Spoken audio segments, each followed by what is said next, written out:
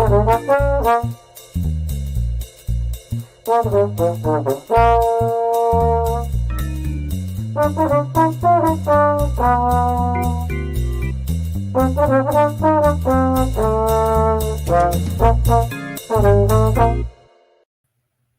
and welcome to, Hey, we like your pod. and we're going to tell you why. Hi, it's Dawn here, and I'm joined as always by my trusted partner, Matt Pickett. How you doing, Maddie? How was your week? How was your day? How's life? Oof, wow, that's so much to think about. I'm great. It's Halloween as we're recording. Of course, a lot of people hear this on November 2nd, but just the same, having a great Halloween. It's rainy here, so I was out walking the neighborhood with my littler kid. She was dressed as a witch. My older kid was out with friends on the other side of town, trick or treating in their neighborhood and having a surprise birthday party for one of their friends. So families around here. People all day have been like, so what are you going to go as tonight? I'm like, I don't know, like a dad, Packers fan. Turned out I went as a very, very wet dad is what I went as. Wet dad. Yeah, wet dad. So, but no, that's funny. I just love going out with the kids for the trick-or-treating. You see all the other kids in costumes and it's like, they're so excited because they're getting free candy. And like for my younger kid, it's actually for both of them. It's like their favorite holiday. So really, yeah. It's a good time. It's a good time, you know? Yeah. How you doing, Don? Are they going to share any of their candy with you? Or are you going to have a little? The younger kid already gave me some of her candy because she's super sweet. The older one, we'll see, maybe. I'm gonna be hitting the grocery store for like the half price candy in the morning. Yeah, on the way to work.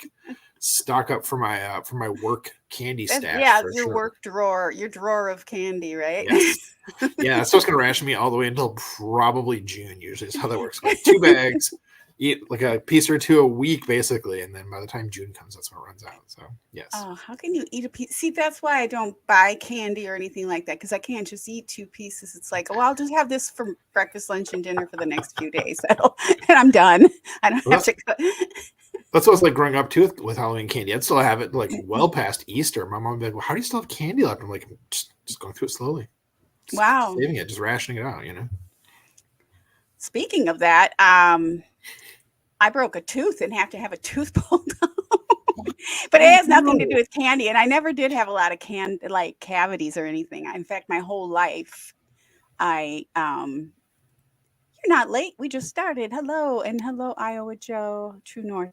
I had like great teeth and no cavities. And I think I had my first cavity when I was 20 and I didn't know what to do. I was like, I've got a cavity. And I fainted when they gave me Novocaine. Ooh, man. Well, turns out I'm allergic to the preservative that they use with that. So they have to give me. Anyway, I found out after a couple more medical incidents. But yeah, so I have to have a tooth pulled. So I've been like on the phone for I went to the dentist and I've been on the phone trying to figure out who I want to go to for it because I need somebody who will actually. It's like an oral surgeon type of doctor that's experienced with tooth pulling because they don't pull teeth very often. It's all the way in the back. But I'm like thinking this is going to be the most painful thing ever. I don't know what I thought of that with candy, I guess, with candy. So my week is going well. I kind of am not interested in baseball, but I decided to flip on the World Series the first night. And I happened to be listening when the Dodgers had that grand slam, and that was super exciting. Mm-hmm. So then I was committed to, I was listening, I wasn't watching the whole series. And so the World Series were over last night, and there were fireworks all over LA. They won. LA won, but they weren't at home. So I think there's going to be like a parade and all that coming up. But I don't care that much about baseball. I think it's kind of boring. It's okay. It's not horrible, but it's okay. It's better than that one game they play in the Olympics. What is that thing where it's on the ice and they push something? Curling? Oh, what? Curling? Curling, yes. It's better than curling. Better than that's the new slogan for baseball. It's better than curling. It's better than curling. But it made me think about all the different stadiums I've been at over the years, and kind of felt kind of I don't know, just kind of got into it for a week. I knew it wouldn't last because it was Mhm. just the series, and it was pretty abrupt ending. It didn't go the whole 7 days. And Joe likes curling and baseball. I'll say I think baseball for me is a mood. Like, to go to a baseball game on a summer day when it's not too hot and you get your hot dog or what have you and your drink of some sort and just kind of to sit there with some people you like and kind of, Mhm. out the sort of like slow pace that a lot of times it feels like baseball games go at, Yeah. like relax into it with, you have some friends and some refreshments. I think that's a wonderful time. Yeah. But like turn on a baseball game and just kind of like watch it. I don't know. Right, They on television, right. inside baseball for a reason. I feel like if you know a lot about it, like probably Joe does, or someone like Paul Noonan is a huge analytics baseball guy, not just football. And so Mhm. like that kind of level of detail and minutia to it, it's probably really a lot of fun. But for Yeah. casual folks like Yeah. us, just kind of like, okay, this is kind of slow pace. So yeah. It's for TV, but even when you're there, and of course you mentioned hot dog, and it's the whole ketchup, the smell of ketchup thing that I don't. I can't stand ketchup. Sure. It's tied in But there I for will you. It's all say, sensory I, thing. I've I've been to lots of baseball stadiums, like all over the country. It's out here, of course, Candlestick, the old Candlestick Park, Mhm. which is like San Francisco area, and then Angels, Dodgers, of Mhm. course, Padres, which is a really delightful stadium. Many of those games, and then I've been to the Boston Red Sox, and I'm pretty sure I've been at a game at Yankee Stadium. I am not 100% sure on that, but I feel like I did that. And I'm trying to think what other. Of course, the Brewers a million times back in Mhm. Mhm. Wisconsin. Yeah, so yeah, I So was just like, gosh, I've been to a lot of games. it turns I kind out. of do understand what's going on. Kind of Well, wild. some really interesting comments here from our pal True North Packer fan saying curling is amazing. You can smoke and drink beer while playing. So like bowling, I guess. So athletic, And yes. also curling also has screaming at your teammates. I need to learn more about curling. Actually, it Really? sounds Oh. amazing. I don't know. Maybe I need to like find a curling league and get involved. I like all like racket sports, and Mhm. I think I would like pickleball. I don't understand why it's called pickleball though. That kind of unnerves me, but I love tennis and croquet and not croquet, badminton and any. Badminton. Oh, Dawn. love badminton. Dawn. Can I tell you? Yeah. I'm not an athletic person. I'm not super coordinated. I never was. And the thing is, and I'll never understand this. It makes no sense to me. In high school, when we had like the badminton unit, probably my sophomore year, I Hmm. was, and this is weird. I'm not trying to like brag, because that's just how it was. I was by far the best of anyone in the class. I just nailed everyone. It's like knocked them all down. I could beat anyone in badminton in high school, Wow. and I was awful at everything else. I don't understand it one bit. So when Huh. badminton is on the Summer Olympics, I'll be like, "Ooh, let's watch this. Let's see like I what it looks like." know. I I think it's know. super fun. It is. It is. What about ping pong? I'm a pretty good ping pong player. I'm pretty good with any kind of like racket. Any That's a kind of racket. mini racket sport, but I never um, I haven't played a lot of ping pong, so I've never developed any sort of like technique or feel for it. So no, I yeah, mean just like at summer different camp, ages. pretty much, but was not really Oh any yeah, good. So yeah, yeah. I was at a party. It's probably been 10 years now, but I was at a party out here, and they had a lot. Like, it was a big party, and they had a ping pong table, and all these kids were playing. And I said, "Can I play?" And I hadn't played in years, Mhm. and I started smoking the kids, and they were like, I didn't know what I was doing. I was like, I hadn't practiced or anything. Mhm. I just have. I think it's just hand-to-eye coordination. Probably don't have that in as much as I used to with all the surgeries and stuff. But I Perhaps, think yeah. that's all it is. It's not like I'm super athletic or anything. But I do like ping pong and badminton and tennis, Mhm. rackety sports. I like sports that I can participate in Yeah, generally. Right? Yeah. yeah. Hmm. So. Well, let's see what else. So and so I've been spending a lot of time. There's a trial going on Mhm. in Indiana, in Delphi, Indiana, and it's a super important trial because the prosecutors, the state, and the judge appear to be doing everything they can to keep the trial from being public at all, including evidence, hiding of it.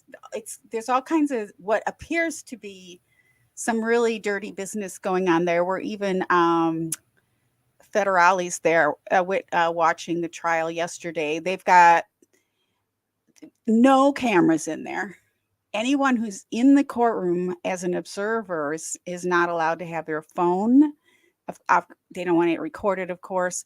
They can't have a laptop to take notes. So basically, there's a bunch of lawyers and journalists, and maybe if it's a small courtroom, it's a tiny little town. I want to say the town's like a few hundred. It's a tiny little town in Indiana, so it's a tiny little courtroom. I think there's 21 seats, if I'm not mistaken. So thankfully, a whole bunch of attorneys are there, and they're taking notes, and then they're going live every night on YouTube and sharing their notes with people who are interested in this case. And it was a terrible case of 2 little girls that got murdered. They went out for a little hike in a place where everybody goes in that town, and they just they got murdered, and Matt is gone. Where did Matt go? So I lost Matt.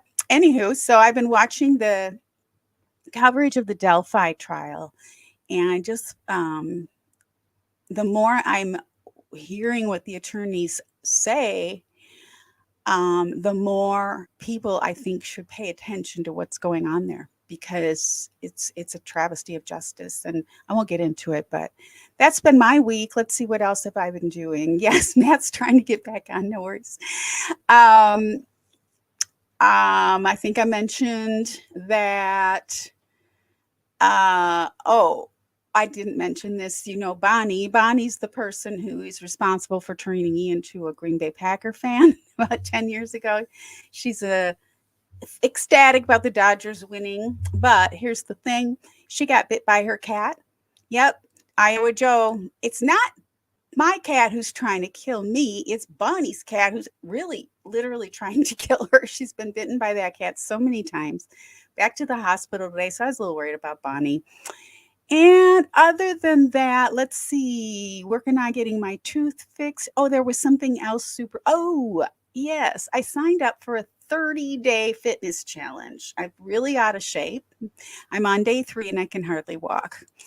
So we're going to wait for Matt to get on. And if he can't get on, I will start with my superlatives. This is weird because I'm not used to not having Matt here asking me questions. So while we're waiting for Matt, I'm just going to pop on over really quick to my superlatives. And then when he gets back on, he can do his for us. So, and Iowa Joe, you are keeping tabs on the Delphi. It's really interesting. It's so tragic what happened, obviously, to those young girls. And all of that was kept pretty secret until the trial, which is fine. But also,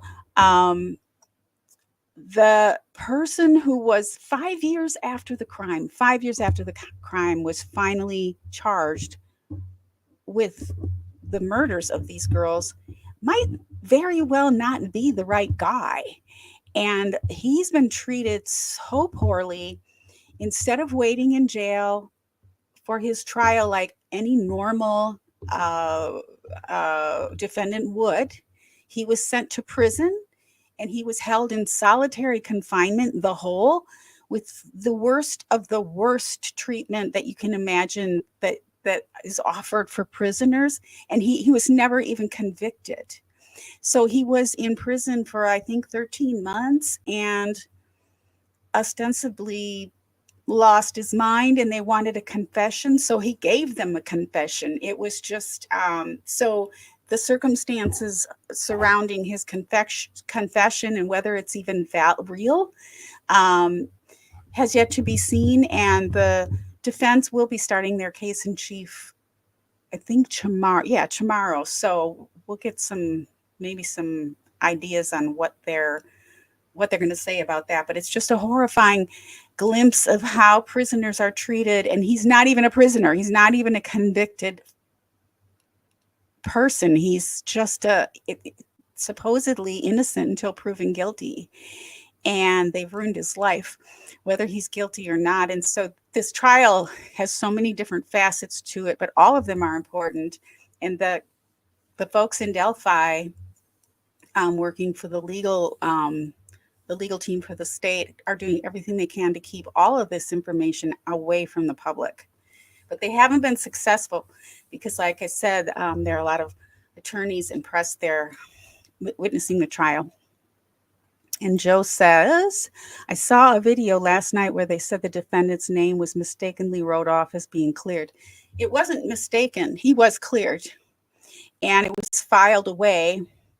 And whoever it was that took care of that paperwork had, I don't know, kind of misfiled it. And then they were going through old leads and that kind of thing, and old boxes of, because there were so many leads and so much interest, because it's such a horrible thing that happened to these children, and the entire community and abroad wanted to, seek justice. They found this cleared defendant, Richard Allen, his name in this box, and they decided, well, let's go pay him another visit 5 years later. And then it just went downhill from there. And there's no DNA of his at the site or on the children. He has no history of this kind of thing. He does have a history of severe depression, anxiety, I believe. There was supposedly a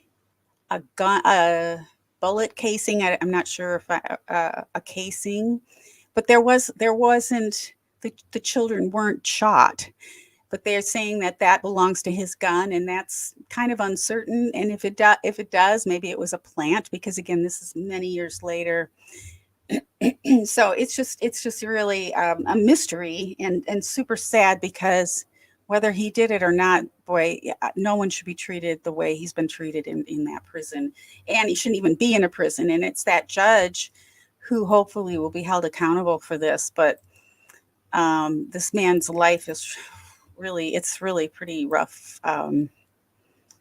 Rough to hear about how bad it is for him. But yeah. They said that and Joe is saying they said it was a bullet that was confirmed to be ejected from his gun. Yeah, and they're saying that's some kind of junk science. But even so, they weren't shot. It was an unspent bullet or cartridge. I'm not sure what they call it. Now, the children, one of the girls was recording with Snapchat for about, I think, 43 seconds, and there was a man's voice that said, I think one of the girls said, "Is that a gun? Or that be a gun?" I mean, I don't think they even realized what was happening. And then there was a man's voice that said, "Guys, down the hill." In other words, get down the hill. And they were down a steep hill, and that's where they were found. There's also some talk of, because of all the injuries and the like, that they weren't actually even murdered there. They were murdered somewhere else and then brought back there. The whole thing is just really bizarre. I don't even want to talk about it because it's so upsetting. Anyway, before Matt gets back, let me get into our superlatives. So last week, I really spent way too much time just like listening to everything, national broadcasts, everybody gushing about Malik Willis and the Packers win. I had a great time seeing the Bears lose in the fashion that they did. That was absolutely hilarious. So I was watching a lot of different, shows about that in between all this trial coverage. It's just like hours a day. But I just want to say that I really enjoyed the Paul Farrington show. I know I've mentioned him once or twice before, and he was a guest on our show about a month ago. But I think because he talks a lot about the NFC specifically. Of course, he's a Vikings fan, but I really enjoy the coverage that they do in the reaction videos that they do to the games. And I find the Paul Farrington show kind of addictive. I guess I'm kind of addicted for now. because it's not just Packers coverage too. So you can get a lot from a lot of other coverage as well. I'm reading the comments. Matt is still trying to get back on. Oh, okay. All right. Well, if you can't, I'll just finish the superlative. We might have just me tonight. Okay, sorry, I'm a little awkward because this is so unusual for us. Oh, Iowa Joe, supposedly the recording is way longer than was reported to the public. Yeah, they only in the trial that's going on this week, they've only heard maybe 30 seconds out of the 43 seconds. I'm not sure why that is, but it's a 43-second recording that they're not even showing the whole thing, which is weird. And there's all kinds of, and there is on that recording, there is part of it is, I think there's a picture in addition to the recording on Snapchat. There was a picture of a man coming up behind one of the girls.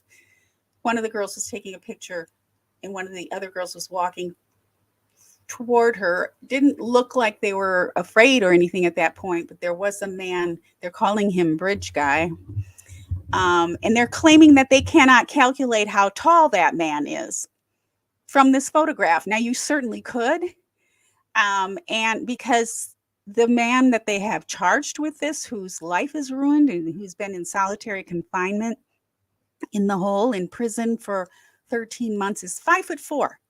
So they could probably get a lot of questions cleared up about at least the height of the Bridge Guy that was on the photograph by doing some basic geometry and calculations, and find out, like, is this guy, because he does appear not to be 5'4". The girls are like 5'4". He appears to be bigger than the girls, and so probably is not, from that alone, doesn't seem to be the guy that they have arrested and that they're trying for this. So my first superlative is the Paul Farrington Show. It's addictive like chocolate chip cookies. And again, that's Packers coverage. Maddie's back. And the second hi.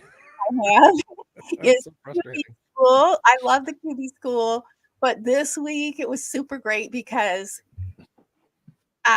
he was gushing not only over Jordan Love, but also Malik Willis in one show. So that was really fun. And of course, I was all over the internet, just like listening to all the wonderful coverage about Malik Willis as well. We're so lucky. And then just a fun non-football, as I like to do once in a while. I found a YouTube channel called Meet the Meme. And they basically tell you who these people are or these animals are that are in really popular memes. You know that one meme where it's like that Real Housewife of whatever, yelling, and then it's the white cat yelling back. Cat, yeah. Well, this meme was Meet the White Cat. Oh, nice. And I mean, and the cat, it's a boy. His name is Smudge, and yeah, it's just, that's it. It's a pretty funny cat because I guess he just likes to sit at the dinner table, and they were eating dinner, and you know how he's got a salad in front of him. Mm-hmm. And in some of the memes, he's just, yelling back, but basically he was kind of like gay. Because cats are like that. Yeah. So anyway, Meet the Meme on YouTube. Highly recommend. And there was an excellent, I've mentioned also before, Turons of Yellowstone. Yeah.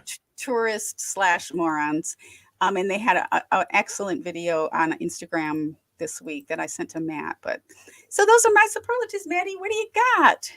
Well, I have a theme. So, of course, we've got Halloween theme for them this week. So my first superlative is best analysis. So, if you think about who are the amazing, analysts out there doing work for Packers content, I think one of the first people you think of is Dusty Evely. So in one of his finest pieces of analysis yet to date, he did a piece for Acme Packing Company called A Ranking of Jordan Morgan's Horror Leg Sleeve.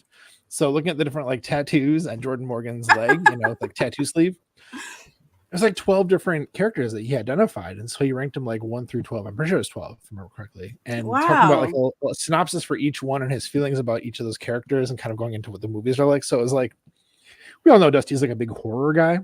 Yes. So to give him a chance to kind of just like, or actually really him taking the chance, finding the excuse is kind of what it is to take some time to like write about kind of some of his favorite horror characters and movies. Great. It was a lot of fun. It was a lot of fun. I love seeing people, display the knowledge they have about things that aren't Packers stuff within the Packers community. I think that's really a lot of fun. So that was a good read.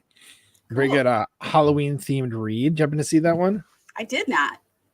I did Definitely not know what he was talking about. Yeah. But now I do. Now you do. Definitely worth checking out. My next one. Oh, Don, this just killed me. This absolutely killed me. Okay. This is best costumes. So the Packers social media has been amazing lately. Just cooking this whole season. And so they did it was, let's see, Haley Selena and Kristen Shand, who do some of the work with their socials there, dressed up as Spofford and Wes. Like on the set of Packers Unscripted, and did basically like 40 seconds worth of them riffing back and forth and kind of leading into the what's called Packers Everywhere, the rallies they have, right?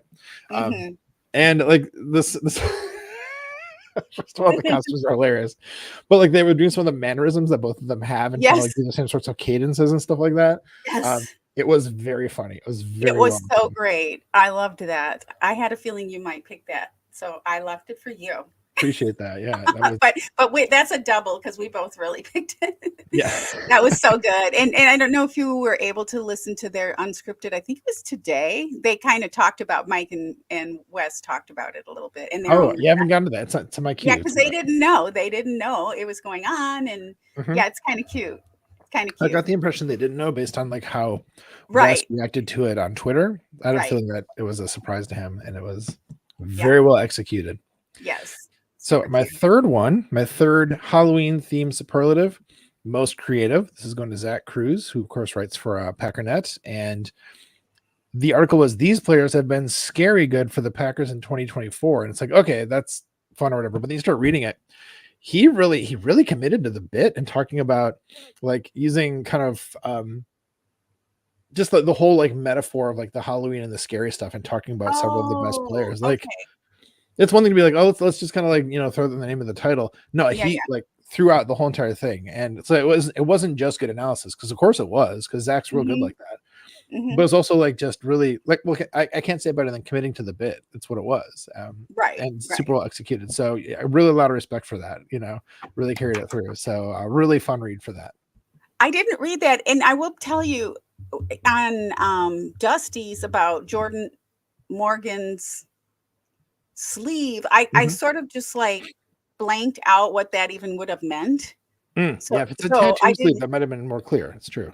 Right. So now that you mention, that's what tattoos are called, or like, whether they're on the arms or legs. So yeah, so I'm a little slow this week, I guess.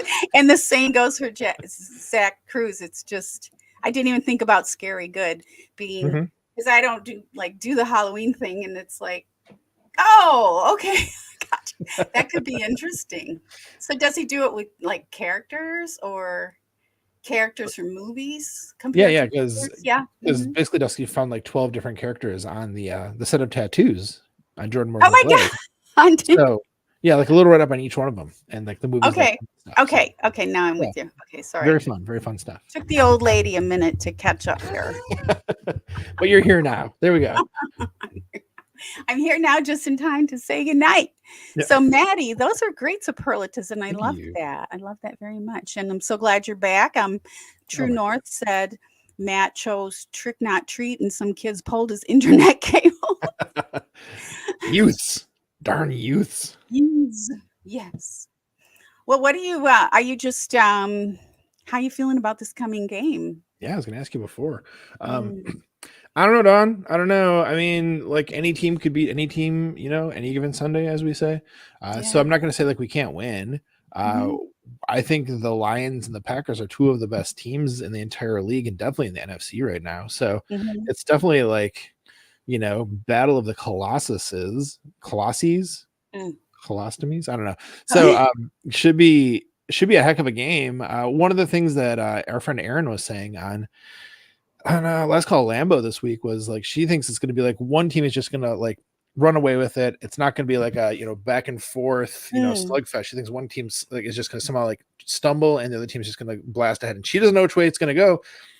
I think that's an interesting like way of looking at it. I think it could happen that way, but it could be either team, which is kind of like both of the games last year were like that, where one team just pulled ahead and just like destroyed the other one. So right. I don't know. I guess I feel like if I had to, give a score prediction or whatever, I would give the Lions the win. I don't think we're going to win, but also who friggin' knows, Yeah, I don't know. I mean, I don't know that I know they're favored, but I just hope it's good and not boring either way. And there aren't any injuries, as I say every time we go on, which is, I know, unrealistic. But do you think Jordan Love is going to start, or are they going to rest him? Oof, I don't even know. I know he wants to. That's for sure. It's at home, right? Which helps. So yes, he's like, it's going to be raining. It's going to be raining. Oh man, raining games I hate raining games because it gets sloppy. It's not a good product usually. So slippery, yeah. But and somebody brought out that the Lions have not played any outdoor games yet this year. Really? Yeah, that's interesting. So yeah, I don't know. I think it'll be fun. It'll be on TV here, which they aren't always. So I am blacked out. I saw that. Yeah, it's almost no place, the whole country except San Diego. Yeah, right there. Yeah, pretty much. Why? We don't even have a team. Like, why? Anyway, I'll figure out a way to see it. I think like the Packers play, like the Roxy and all that'll still have it because they have the Pack. Yeah. There's always a way to see the game. And it's not going to be at 10 a.m. So I can have a decent afternoon game at, I think, 1:25 my time. So True North says, congrats to Xavier McKinney on winning the NFC DPO M. Oh, I thought it was week. No, he got it for the month. Yeah, which is pretty exciting. Wow, a lot of sore Lions fans like, oh, it should have been Brian Branch. Like, well, it wasn't. So too bad. Yeah, no. Well, how many takeaways does he have? I don't know the numbers, but yeah, I mean, he's number one in the league still. What a great pickup! What a great even though 1 week he didn't get any. Right. Even still. Yeah. He's still got it. Yep. Some point in the future, that'll be after he's done on the team, after he's retired, that might be a jersey I'll consider getting. A tribute. Yeah, it's been great. All right, Maddie. Well, let's wrap her up and get back to this wonderful game. This Jets up in flames. Yes. It's strange. It's a strange game. It's a strange game. Yeah, for sure. Very strange. Yeah. Well, anyhow, friends. Happy Halloween. We'd love to have a chance to interview you and shout you out if you're a subscriber and a football fan. If you'd like to nominate someone to be a guest on our podcast, please let us know. Our DMs are open on all the social platforms. And folks, when you subscribe to our podcast, you help us to keep spreading the love in our community. And the best way to help this podcast grow is by sharing it with your friends and family.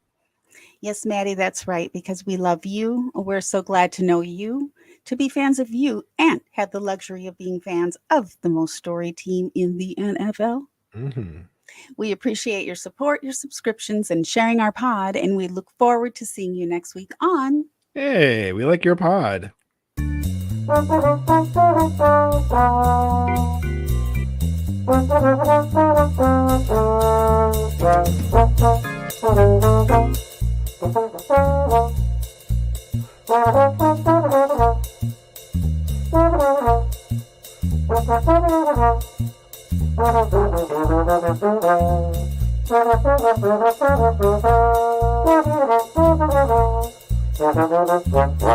Football in general comes down to discipline and people owning their roles.